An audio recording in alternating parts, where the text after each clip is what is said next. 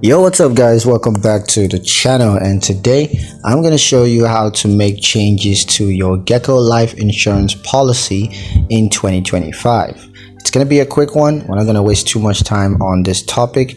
Just going to give you guys a quick step-by-step guide on how to get this done. Alright, so let's jump into it. Now, the first thing you're going to do is to log into your Geico account. Now, you can choose to log in on the online platform, that's the Geico website, or you could choose to do so on the Geico mobile app. So once you're logged into your account, you're just going to click on policy details and then select policy changes.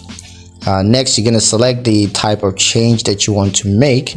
It could be, updating your beneficiary or changing your coverage amount. Just go ahead and select the type of change that you want to make, and then you're going to enter the new information.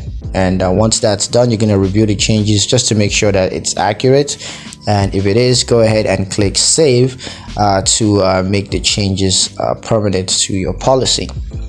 Also, you're gonna review and confirm the changes one more time just to make sure that you didn't make any mistakes or leave any errors anywhere. So yeah, that's pretty much it on how to make changes to your Geico life insurance policy.